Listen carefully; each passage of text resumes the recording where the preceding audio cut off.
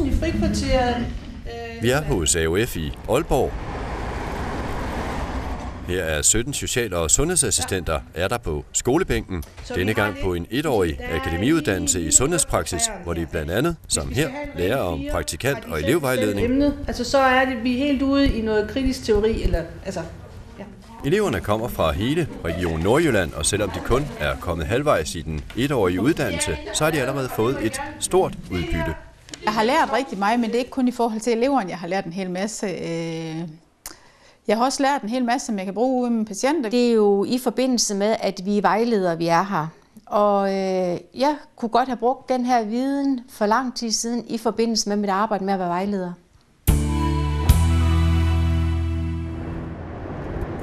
Det er 6 nordjyske forafdelinger, der står bag det omfattende jobrotationsprojekt, og modellen er helt ny. For det første er det primært nyuddannede assistenter, der afløser på arbejdspladserne. For det andet får de studerende en hel uddannelse, og ikke kun et kort kursus. Endelig kommer de 17 studerende fra hele regionen, og det betyder, at de studerende får helt nye muligheder. Det er et lidt anderledes projekt end dem, vi plejer at lave. Vi plejer at lave for samme arbejdsplads. Her er det simpelthen assistenter fra hele regionen, der går sammen på en 1-års akademiuddannelse, og det giver dem et utroligt ballast og et utroligt netværk efterfølgende. Styrken ved er at vise, at vi godt kan samle mange forskellige arbejdspladser, selvom det er forskellige ledelser og forskellige forafdelinger, så kan vi godt lave et rigtig godt projekt. De 17 studerende fra hele regionen tager en hel uddannelse på et år og er væk fra deres arbejde i et helt sammenhængende år. De afløses i hele perioden primært af nyuddannede assistenter, der får værdifuld erfaring og sædvanlig løn i hele perioden. Hej, I vil have noget hjælp her. Ja. Flere af assistenterne kommer fra Aalborg Universitetshospital, og her er social- og sundhedsassistent Dorte Svendsen glad for, at kollegaerne tager efteruddannelse for at få flere kompetencer til glæde for alle.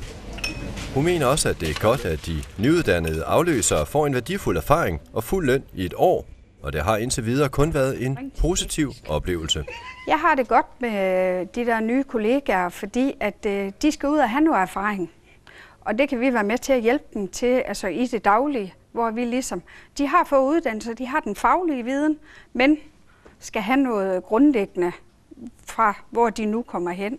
Det kan vi jo som fast personale være med til at give dem. Jamen det kan betyde, at når der bliver nogle jobåbninger ude i regionen, altså på de forskellige afdelinger, så kender ledelsen de assistenter og ved, hvad de står for, hvad de kan. Så det tror jeg helt sikkert betyder noget.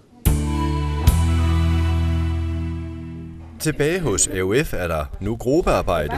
Du vil gerne have det skrevet ned, jeg ved det. Assistenterne har det sjovt og lærer noget nyt hver dag. Samtidig peger de næsten alle på, at det er en god model, fordi de kan lære andre kollegaer fra hele regionen at kende. Kollegaer, der har de samme udfordringer i hverdagen. Det har faktisk været rigtig rart også at høre, hvordan andre har arbejdet og hvad de har haft at slås med. Og også det, at vi er en blandet gruppe, som gør, at vi bliver stærke på den måde.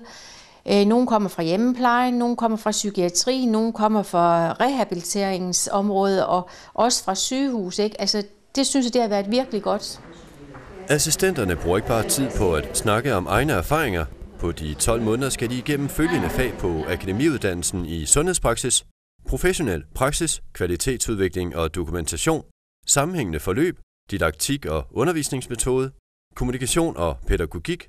Det hele samles i et stort afgangsprojekt på minimum 30 sider, og selvom assistenterne får hele uddannelsen betalt og sædvanlig løn. Jeg har lige haft konfirmation, jeg har haft en på efterskole, så det siger jo alt, at så jeg ikke kunne gå ned på en SU eller en elevløn. Så er det et hårdt slid at komme igennem.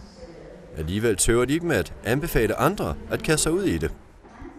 Der er en masse, man skal læse, der er rigtig mange eksamener, rigtig meget, man skal forberede, men jeg tror, det gik godt ud. Jeg synes, folk skal gøre det, fordi det giver en, også dig selv, et løft, og du lærer også dig selv at kende på en anden måde. De 17 assistenter fortsætter uddannelsen frem til 1. januar 2014, og så er det tilbage på arbejde. Nu med endnu flere kompetencer og kvalifikationer, og flere muligheder for nye arbejdsområder, og måske bedre løn i fremtiden.